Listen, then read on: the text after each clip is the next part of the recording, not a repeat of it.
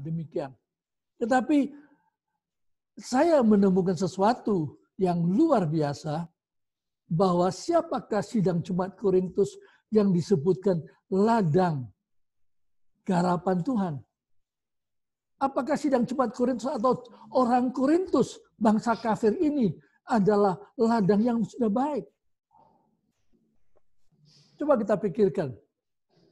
Waktu Yesus mengatakan ada yang jatuh di pinggir jalan, kemudian benihnya diambil oleh burung dan seterusnya, ya. Kadang-kadang kita kemudian terpengaruh dengan ayat itu, lalu kita mengabaikan tanah jalanan, tanah yang berbatu, dan tanah yang ada tumbuh, ya, onak duri. Hanya satu saja tanah yang baik. Kapan dia jadi baik? Kapan sidang Jemaat Korintus jadi baik? Kapan saya jadi baik? Kapan saudara jadi baik? Tadi kita coba berdoa, Tuhan, mengapa Engkau memilih saya? Tidak ada satupun yang mengaku kita ini orang yang baik. Ya. Tapi Tuhan mau kita menjadi tanah yang baik. Nah, itu merupakan satu proses. Ya.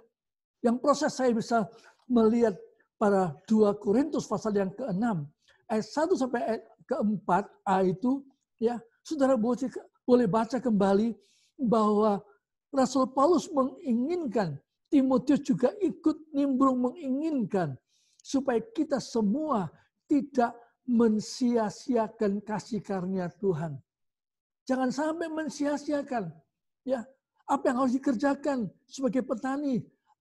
Siapa yang kerjakan itu dengan cara bagaimana? Itu yang saya temukan, itu yang saya jabarkan kepada kita sekalian pada pagi hari ini.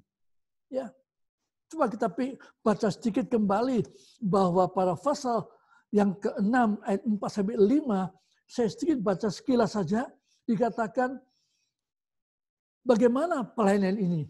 Kalau kita sebagai pelayan Allah, kita sebagai petani-petani Allah, dikatakan yaitu dalam menahan dengan penuh kesabaran dalam penderitaan, kesesakan dan kesukaran dan seterusnya. Ini bukan buah. Ini bukan sesuatu yang ditanam. Tetapi ini yang saya yakini adalah di mana tanah itu tadinya bukan milik Tuhan. Tanah itu adalah tanah jalanan. Kita dulu di luar pengharapan Tuhan. Dulu kita tidak punya Allah. Kita tidak punya Tuhan. Kita tidak punya pengharapan. Waktu Tuhan memanggil kita, dikatakan oleh Efesus pasal yang pertama, dari semula kita dipilih untuk dikuduskan di dalam Kristus. Berarti saya katakan waktu saya ketemu Tuhan, waktu yang lampau, saya adalah kehidupan yang tidak baik. Sebagai tanah jalanan, tanah yang tidak bermilik, tanah yang hidup maunya sendiri. Tetapi waktu saya dibeli oleh Tuhan, menjadi tanah garapan Tuhan, saya bukan sekonyong-konyong jadi tanah yang baik. Saya masih perlu ada tanah yang digarap supaya tanahnya banyak, batunya mulai hilang. Kata Yesus, batu itu apa? Membuat sengsara, membuat banyak penderitaan. Dan Yesus katakan, benih yang jatuh di tanah yang berbatu-batu, cepat tumbuhnya.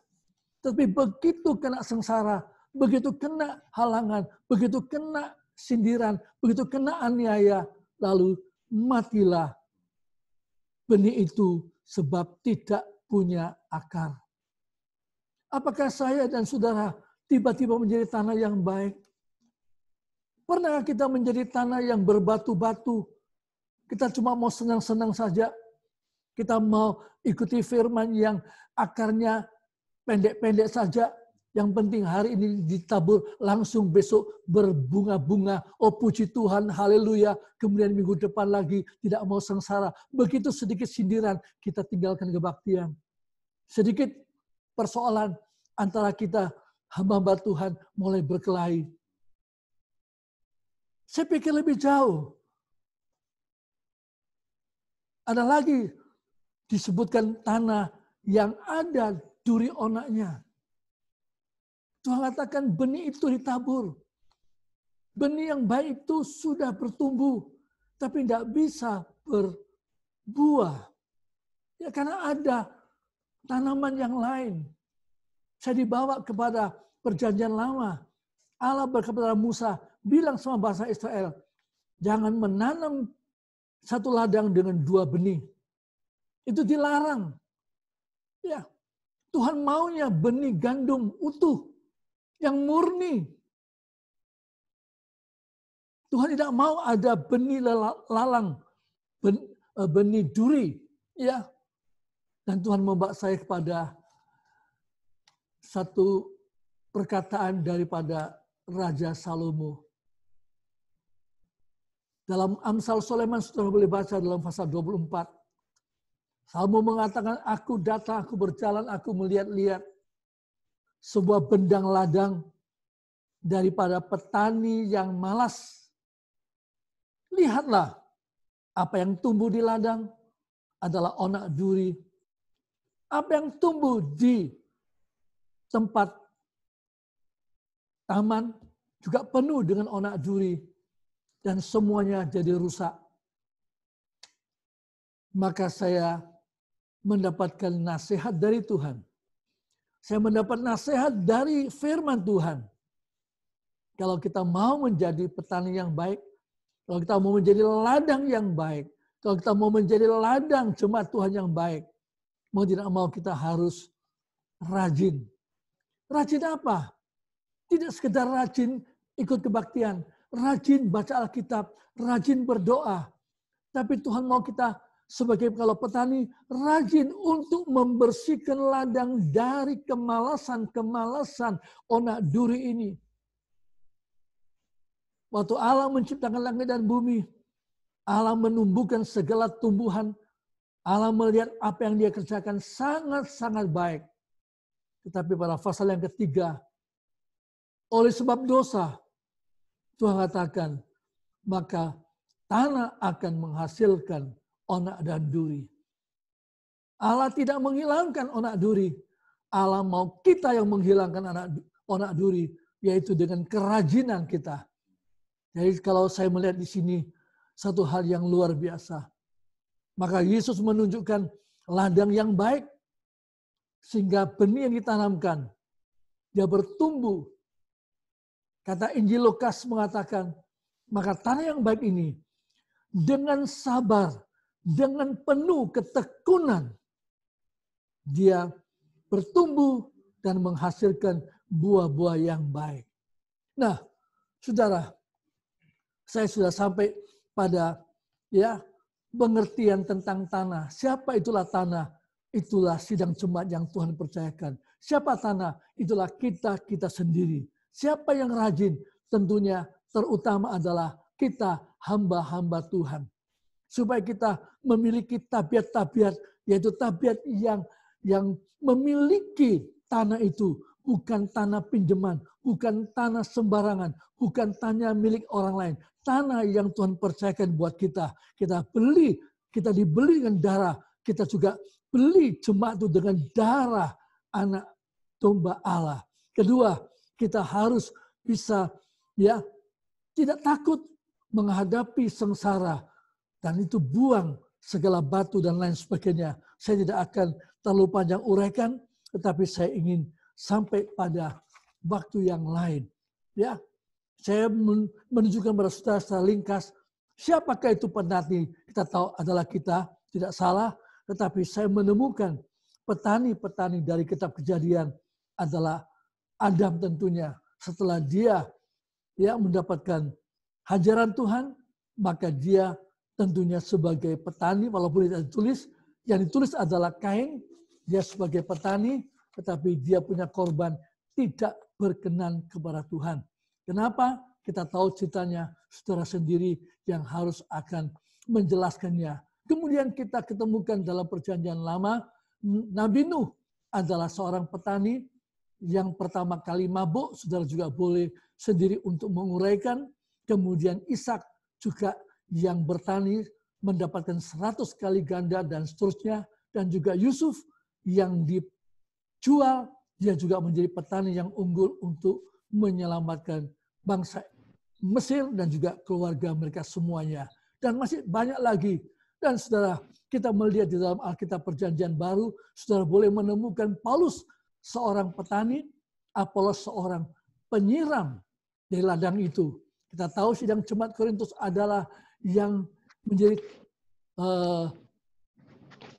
petani-petani yang dipilih sebagai pemimpin-pemimpin, sebagai penatua, sebagai diaken, sebagai yang lainnya. Kita juga tahu Timotius adalah seorang petani juga. Saudara boleh menemukan semua itu. Nah, saudara, saya hanya ingin singkatkan kaitan ini bahwa jadilah petani yang kerja keras. Seperti Rasul Paulus mengatakan, aku bekerja keras lebih dari yang lain. Kalau kita mau menerima nasihat ini, maka nasihat ini buat kita sekalian menjadi petani-petani yang sangat rajin, maka dia akan mendapatkan prioritas untuk dipelihara oleh Tuhan. Yang kedua, jadilah petani yang penuh kesabaran. Kata surat Yakub pasal yang kelima, sampai telah mendapatkan hujan akhir dan hujan awal, supaya mendapatkan hasil yang paling mahal. Dan kemudian, jadilah hamba, jadilah petani yang rendah hati. Kata Yesus, waktu mereka kerja setelah selesai di ladang, mereka diminta untuk tidak sombong. Mereka diminta untuk tidak mengatakan, itu ladangku, itu milikku. Tapi semua kembali kepada yang empunya ladang. Itulah Tuhan Yesus Kristus. Nah, saudara, luar biasa. Kami sudah sampaikan, saya sudah sampaikan. Maka sekarang pada proses yang terakhir, buah mana yang kita minta? Kalau dikatakan, ya disebutkan berbuah di masa yang sulit. Berbuah apa? Kita mempunyai banyak buah-buah yang boleh kita temukan, kita boleh menemukan, kita boleh meminta buah kesucian, buah Roh Kudus, buah terang, buah kebenaran, buah kebaikan, dan buah mana yang kita pilih.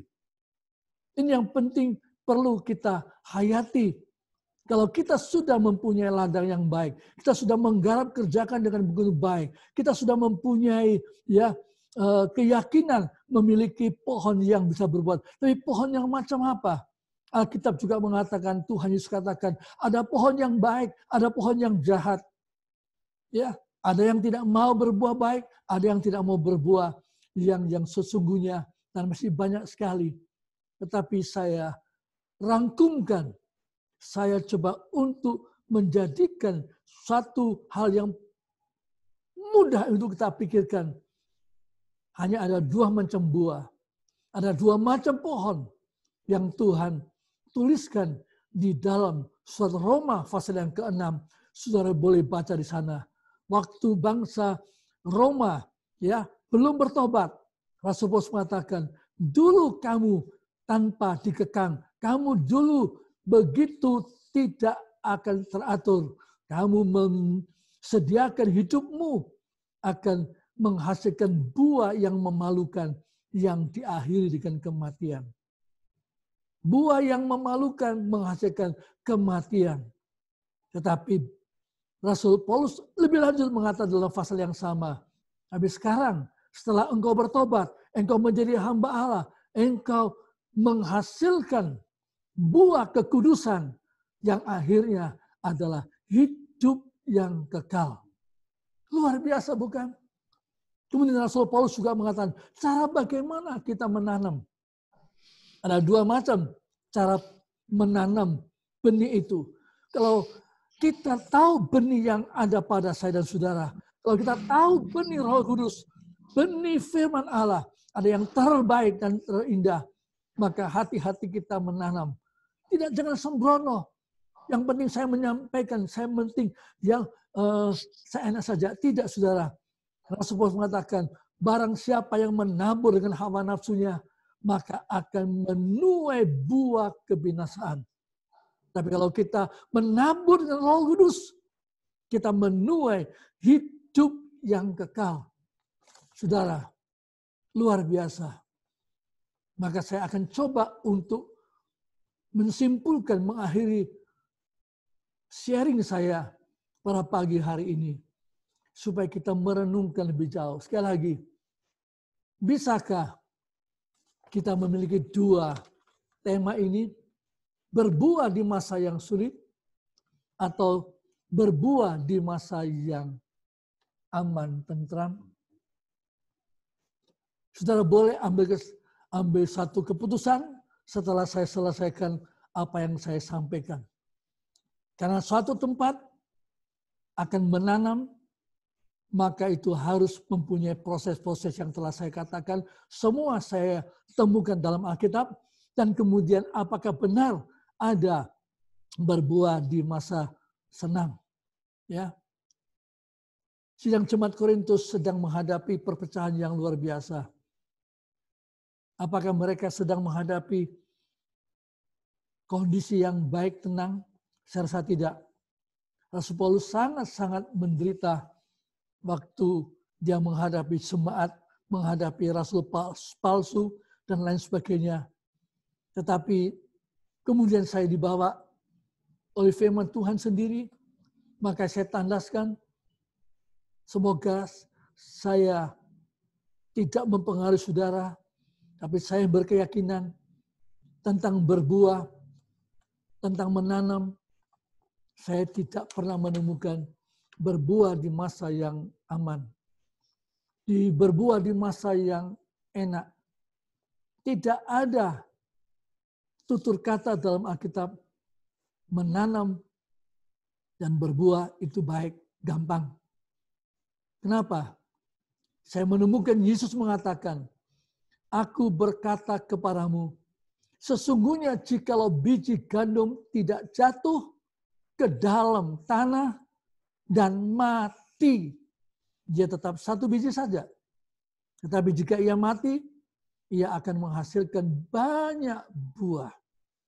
Saudara akan terjemahkan sendiri, saudara akan menjabarkan sendiri, apa artinya jatuh ke dalam tanah dan apa artinya mati.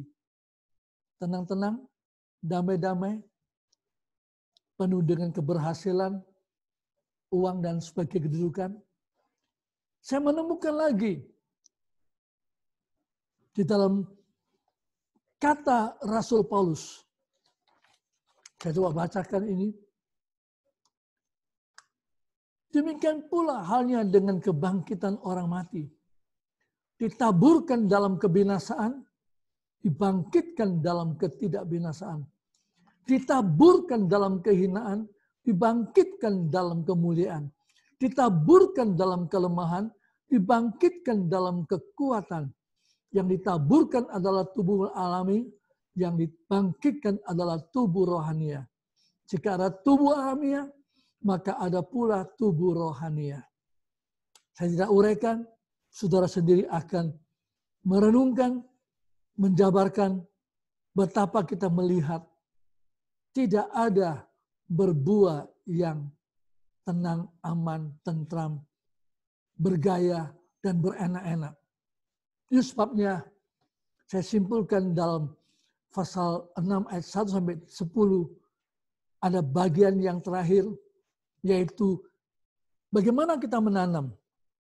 Kalau kita menanam yang baik, sekalipun yang baik, kata Rasul Paulus, ketika dihormati dan ketika dihina, kita mesti siap kondisi begini. Ketika diumpat atau ketika dipuji, kita baik ladang, kita baik petani, mesti siap. Lebih jauh dikatakan, saya bacakan ulang tadi pada permulaan. Ketika dianggap sebagai penipu, namun dipercayai, maka kata penipu dan sebagainya yang tidak baik, itu seolah-olah kita mati. Kita jatuh dalam tanah. Kita mesti mati. Supaya yang tumbuh adalah yang dapat dipercayai. Saya tidak mengatakan saya ini hebat.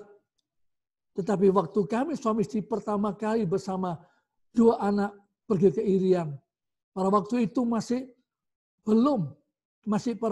pepera. Ya, kami sempat dipanggil Koramil.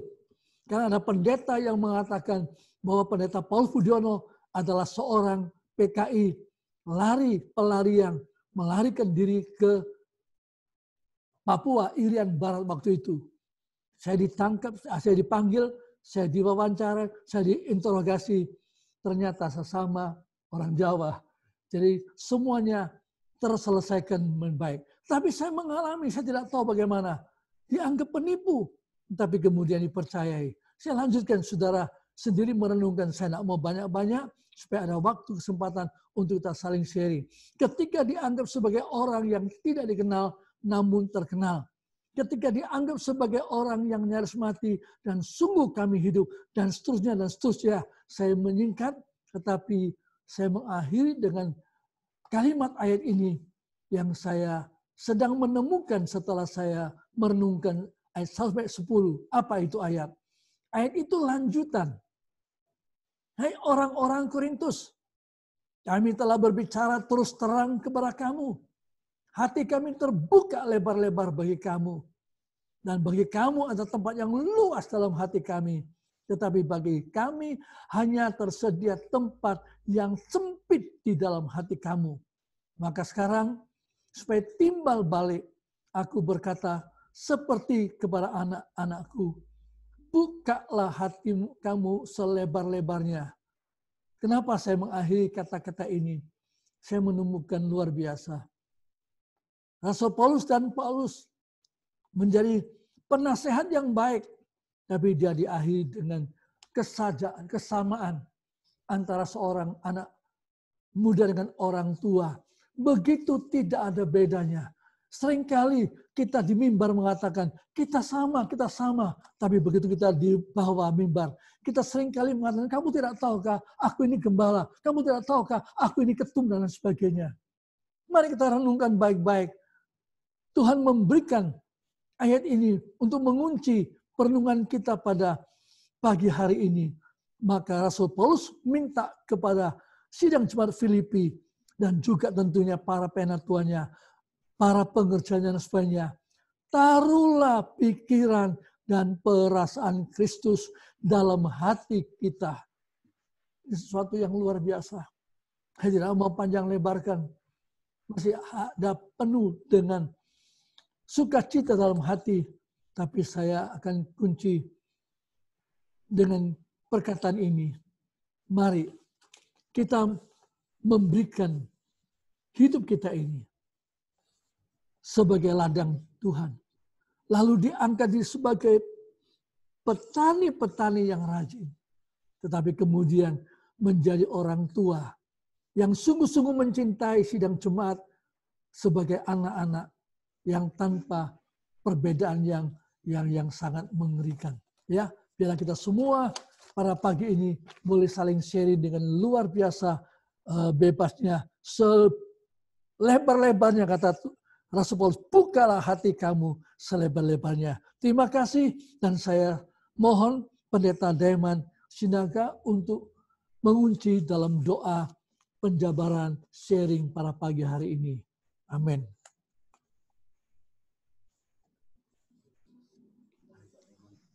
Mari kita satukan hati, kita berdoa.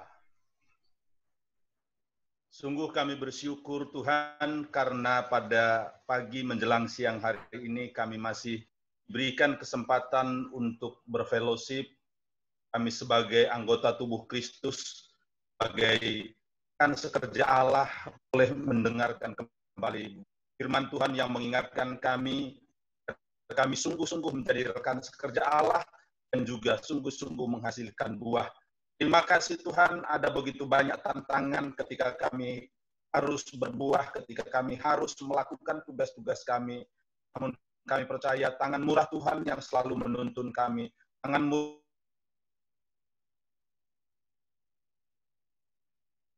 Tuhan, kiranya Kau selalu menguatkan kami. Hamba-Mu yang sudah menyampaikan kebenaran firman Tuhan, biar boleh dipakai lebih lanjut lagi oleh Tuhan dengan kesehatan dan kekuatan yang dari Tuhan saja. Dan setiap kami yang sudah mendengarkan firman-Mu, semakin hari semakin sungguh-sungguh, semakin hari semakin giat akan menjelang hari kedatangan Tuhan. Secara khusus anak-anak kami di Salem GPT, kiranya Tuhan juga memakai mereka yang sebentar lagi mereka akan menyelesaikan pendidikan mereka, biar kiranya Tuhan sendiri yang menuntun mereka ke ladang yang Tuhan sudah siapkan bagi mereka.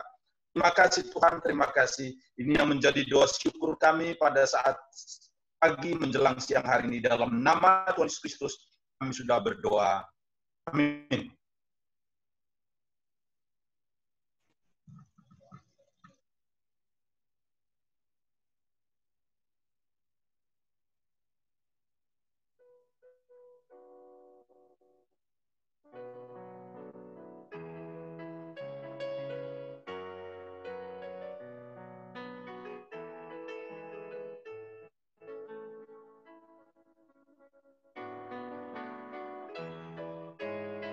Yesuslah Tuhan yang layak ditinggikan, layak disembah suku-suku bangsa.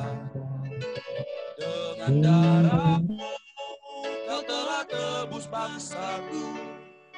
Genapi Tuhan firman-Mu atas negeriku.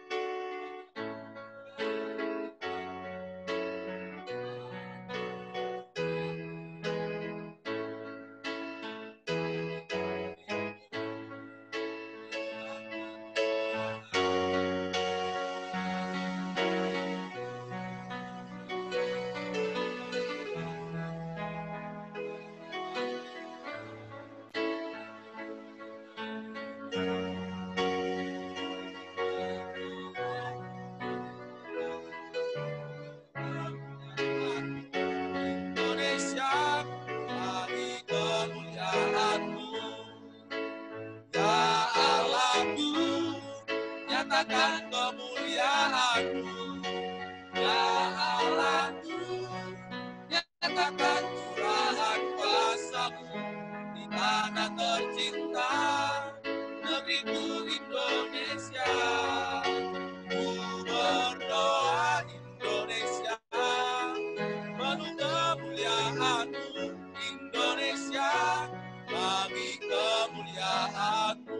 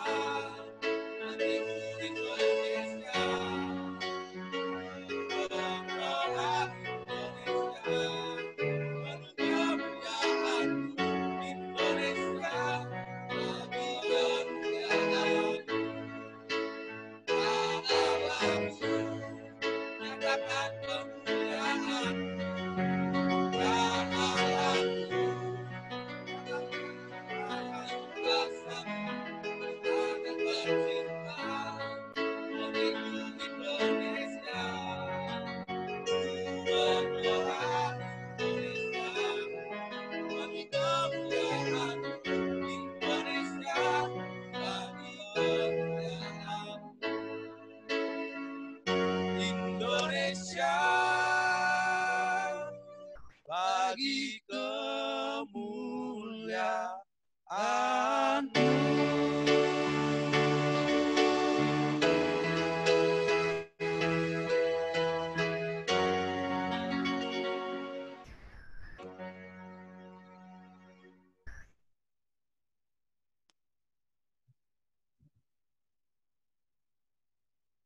Ya, terima kasih.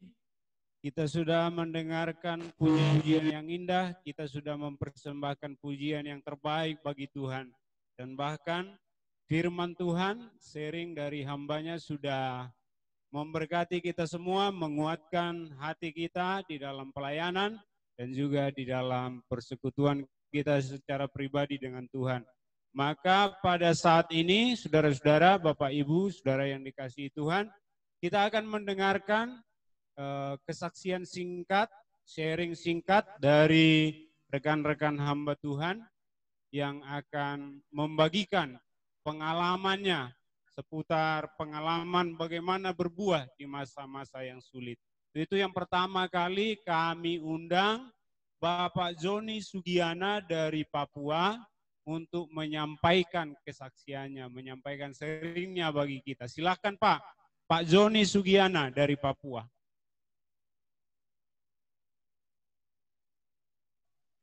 Ya, bagi bapak atau ibu yang lain yang mendengarkan, silahkan mikrofon device-nya tolong dimatikan dulu.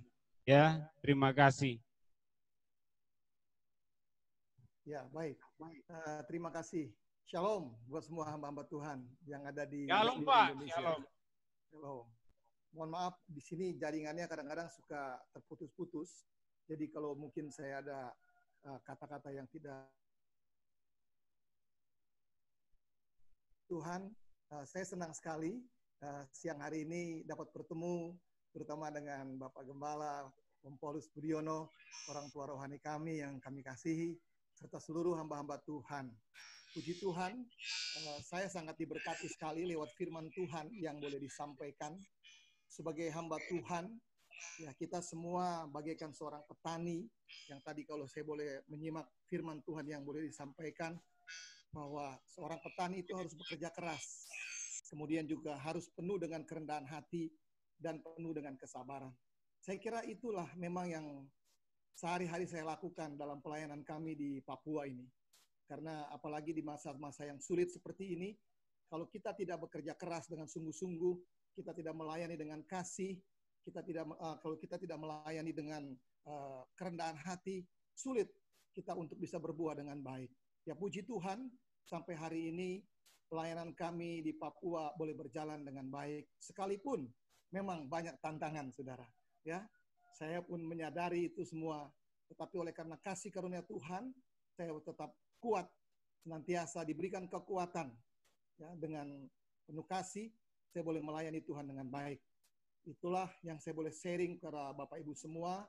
Ya, intinya kami di Papua ini ya memang tidak seperti di kota-kota lain. Mungkin kalau di Jakarta segala sesuatu serba ada. Tetapi di sini memang sulit untuk kita bisa menikmati. Tetapi saya percaya dalam kehidupan kami dalam pelayanan, Tuhan tidak pernah tinggalkan saya. Itu yang terutama. Tuhan tidak pernah tinggalkan saya. Ya Tuhan selalu memperhatikan domba-dombanya. Dan kami selaku hamba Tuhan juga, Tuhan perhatikan. Nah, intinya kami melayani di sini dengan sungguh-sungguh, dengan kerendahan hati. Dan saya percaya apapun yang kita kerjakan di masa yang sulit ini, kalau kita melayani Tuhan dengan sungguh-sungguh, dengan kerendahan hati, maka saya yakin saya pasti berbuah. Itu saja yang saya boleh sampaikan. Tuhan Yesus memberkati. Makasih Pak, terima kasih. Tuhan Yesus memberkati. Ya. Kemudian selanjutnya kita dengarkan sharing atau kesaksian dari Bapak Yeremia Priyanto dari Kupang. Bapak Yeremia dari Kupang. Silahkan Pak. Salam sejahtera dalam kasih Tuhan kita Yesus Kristus. Saya bersyukur dapat berjumpa kembali. Setelah sekian lama mungkin kita tidak pernah berjumpa dan ini adalah kesempatan yang baik-baik. Saya ingin menyaksikan tentang kebaikan Tuhan secara khusus ketika NTT menghadapi masa pandemi corona ini. NTT itu selalu identik dengan nasib tak tentu, Bapak-bapak, Ibu-ibu, nasib tak tentu. Ya, Apalagi secara kesehatan, NTT sangat kurang sekali rumah sakitnya, sangat kurang sekali dengan situasi seperti ini.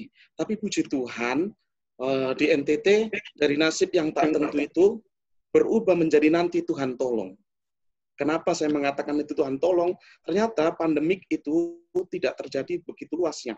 Terjadi dengan kecil sekali, sangat minim sekali. Dan oleh kemurahan Tuhan di NTT yang mengalami kematian hanya 1 orang saja di seluruh Nusa Tenggara Timur, itu sesuatu yang luar biasa. Dari nasib tak tentu menjadi nanti Tuhan tolong, dan pada akhirnya sampai hari ini menjadi nyata Tuhan tolong. Itu kemurahan Tuhan yang kami rasakan di NTT. Sekarang berikutnya yang kedua yang saya saksikan di tengah-tengah pelayanan GPT kita, beberapa cabang kita di tempat di desa-desa di kabupaten tentu saja mengalami tantangan yang sukar. Saya sebagai pengurus daerah, saya mengunjungi mereka dan menjumpai apa yang menjadi tantangan mereka. Selalu yang mereka katakan begini, sedangkan sebelum COVID saja, Corona saja, kami juga susah, apalagi sekarang tambah susah lagi. Tetapi kemudian saya tanya, lalu bagaimana sehari-hari? Nah, tentu kita AMB berusaha bagaimana caranya memikirkan mereka untuk memberikan bantuan-bantuan. Tapi puji Tuhan, Bapak Ibu Saudara, setelah melewati 1 bulan, bulan yang kedua, ternyata pendeta-pendeta di daerah itu mendapat berkat, mendapat bantuan yang sangat besar, yang sangat mencukupi bagi mereka sebetulnya untuk menerusi pekerjaan pelayanan Tuhan. Dan saya bersyukur kepada Tuhan. Ada banyak terobosan-terobosan, misalnya ada pemahaman pertanyaan tentang bagaimana kalau gereja ditutup. Saya bilang, ya kalau gereja ditutup karena jemaat kita kan dapat dihitung jumlahnya. Silahkan datang ke rumah-rumah dan buatlah ibadah persekutuan di rumah-rumah jemaat itu. Sehingga di hari Minggu itu bisa berkeliling ke jemaat-jemaat. Dan puji Tuhan itu dipraktekkan, malah membuat satu gerakan yang sangat membangkitkan semangat di antara mereka. Yang ketiga yang perlu saya ceritakan dalam waktu 3 menit ini adalah ada tantangan yang lebih berat lagi ketika kita hidup dalam pengajaran firman Tuhan. Kenapa? Karena ada banyak pemahaman-pemahaman yang keliru di tengah masyarakat kami, terutama di daratan Pulau Timur. Ada pemahaman yang mengatakan begini ketika masuk pandemi COVID ini. Kalau COVID ini mau kita tidak terserang COVID, maka orang-orang itu, masyarakat lokal itu mengatakan, mari kita minum minuman keras, sopi namanya. Mari kita mabuk, karena itu alkohol, supaya virus itu mati dalam tubuh kita.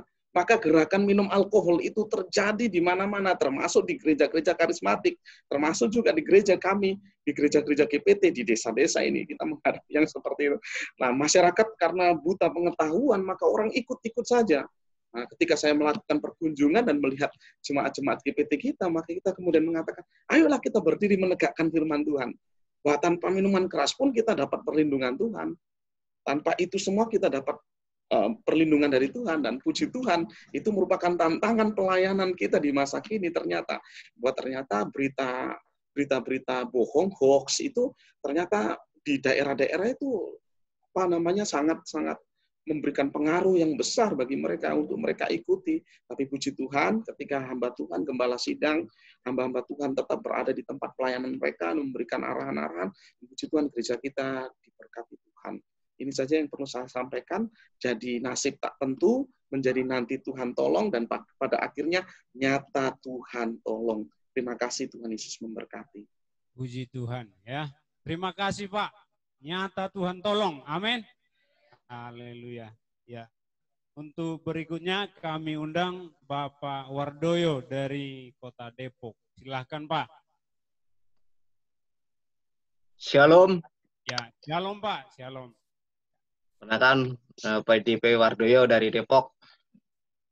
Puji Tuhan, Tuhan senantiasa berserta dalam pelayanan di Depok. Kalau dilihat dari pelayanan kami baru 2 tahun, seperti anak baru lahir. Lagi kiranya Tuhan memberkati, menguatkan apa yang Tuhan telah mempersiapkan kehidupan kami untuk menghadapi pandemi COVID-19 ini luar biasa. Karena dipersiapkan oleh Tuhan melalui diklat GPT yang diadakan bulan Juli sampai Agustus, memberi dorongan, memberi kekuatan, pengajar, memberi dampak yang luar biasa dalam kehidupan kami sebagai pelayan-pelayan Tuhan.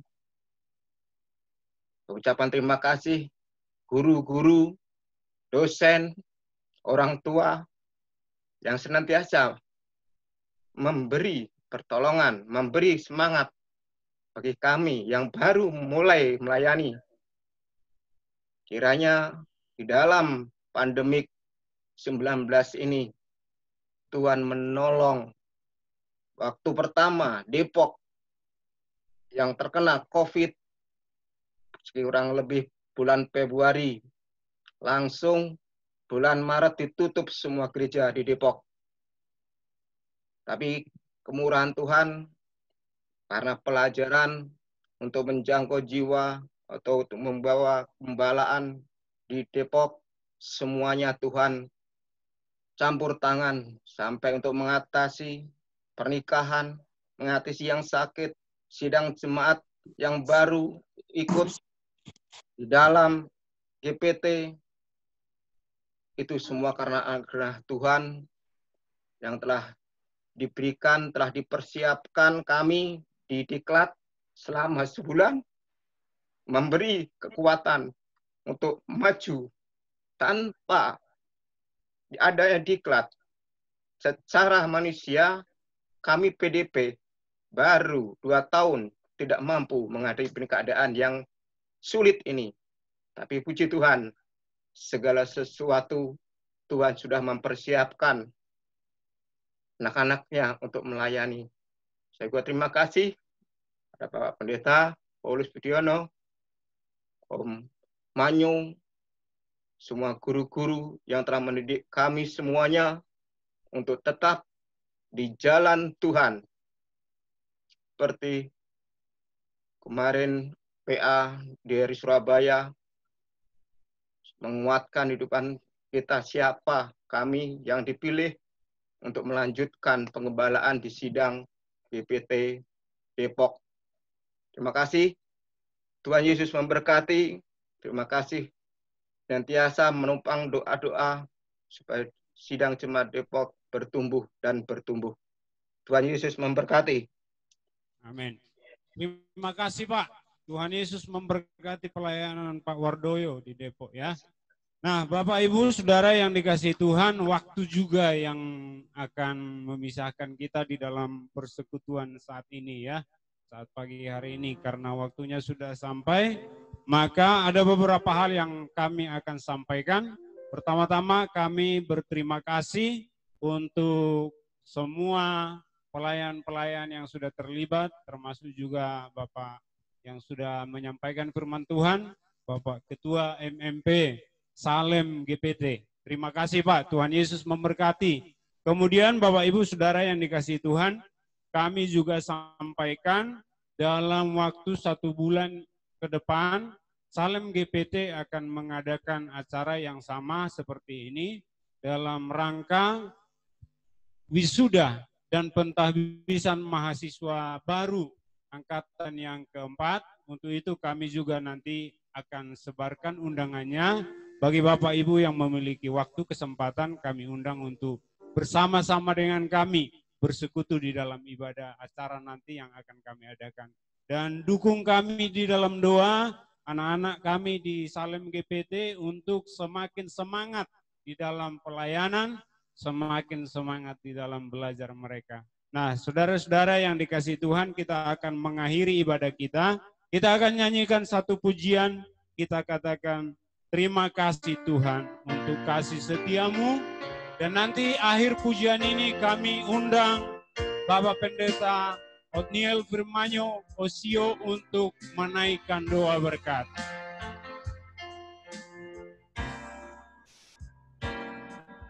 Terima kasih Tuhan untuk kasih setia Tuhan dalam hidup. Terima kasih Yesus untuk kebaikan-Mu sepanjang hidup. Terima kasih. Terima kasih Yesusku buat anugerah yang Kau beri hari ini Tuhan ada dan syukur Sekali lagi terima bagiku. kasih.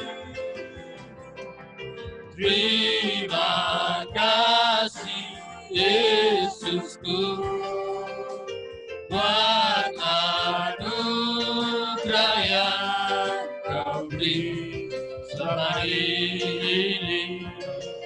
Tuhan adakan syukur bagimu.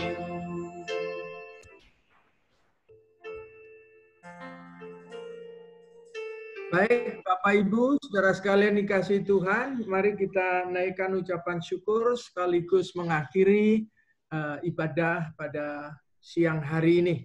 Kita tunduk kepala bersama-sama.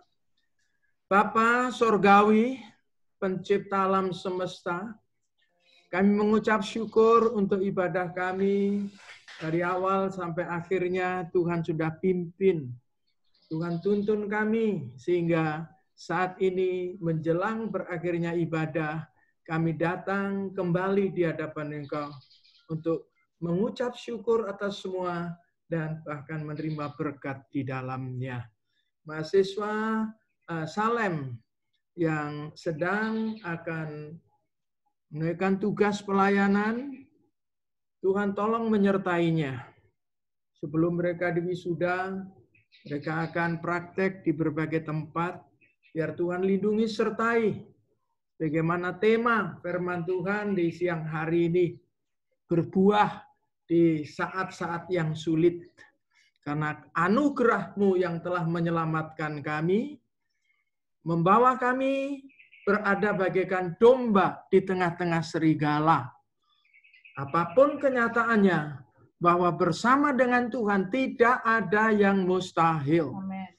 Akan ada hasil jiwa-jiwa yang datang, bertobat datang kepada Engkau. Untuk itulah Bapa, perlengkapi pelayan-pelayan, ini mahasiswi Salem, dan bahkan kami, hamba-hamba-Mu yang sudah terjun di dalam pelayanan. Biar di saat-saat sulit, karena dimanapun kami berada, Engkau telah mentakdirkan kami bagaikan anak domba di tengah-tengah serigala. Tantangan luar biasa, tetapi bersama dengan Engkau, kami akan lakukan perkara-perkara yang gagah perkasa. Amen. Bapak terima kasih, puji syukur bagi-Mu, berkati para hamba-hamba Tuhan yang sudah bersama-sama hadir, istimewa Pak hamba-Mu, Bapak Pendeta Paulus yang telah menyeberangkan firman-Mu, dan juga mahasiswa-mahasiswi semua yang terlibat dalam pelayanan siang hari ini. Tuhan memberkati. Itulah sebabnya sebelum kami berpisah, biarlah limpah berkat dari Allah Bapa, anugerah dan kasih sayangnya yang luar biasa, damai sejahtera dari Sang Putra yang telah mati dan bangkit bagi kita sekalian, disertakan dengan persekutuan Roh Kudus-Nya dalam nama Tuhan Yesus Kristus, menyertai kita semua, mendampingi kita semua, sehingga setiap gerak dan pelayanan kita bersama dengan Dia pasti akan menghasilkan buah jiwa-jiwa yang datang kepada Engkau. Amen. Dalam berkat nama Tuhan Yesus Kristus, kami akhiri ibadah ini dan ucapan syukur kami. Haleluya. Sama-sama katakan amin. Amin. Baik Bapak Ibu, sebelum kita selesai, sebelum kita meninggalkan ruangan meeting di Zoom, saudara-saudara, Bapak Ibu, ada sesi foto yang akan diadakan di kantor Sinode, sekaligus juga penyerahan cenderamata untuk pembicara kita pada saat siang hari ini. Kantor Sinode, silahkan.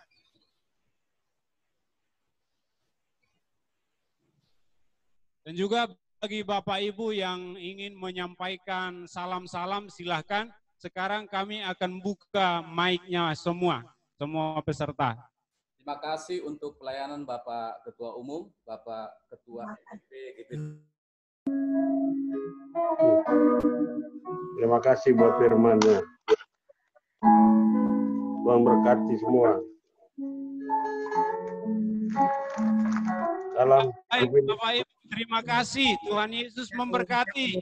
Sampai ketemu kembali. Terima kasih buat semua. Terima kasih. Selamat Om Manyo. Berkati. Terima kasih, salam GPT. Selamat Om Manyo. Selamat semua ya. Bersukacita. Dan terima kasih buat Bapak ya. Terima kasih ya semua. Terima kasih Om. Pak Philip tadi mana tidak kelihatan? Pak Philip mana Pak Philip? Terima kasih, salam dari Bali. Tuhan berkati. Ayo, selamat. Salam. Salam semua dari Mojokerto. Terima kasih Om Paulus Budiono. Oh, terima kasih. Tuhan berkati. Selamatnya. Terima kasih Opa Paulus. Tuhan berkati. Daniel Agung. Yo, selamat. Daniel. Oh, makasih. Makasih Pak Daniel. Yo, sama-sama. Tetap semangat. Nah, maju terus. Haleluya. Daniel.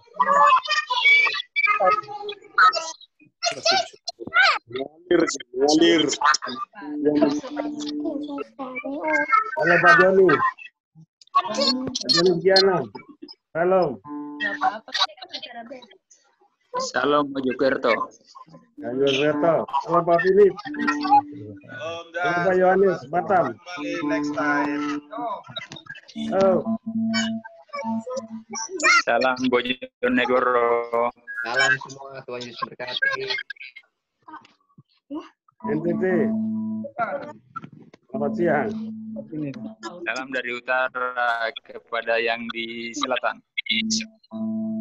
Salam dari Malang.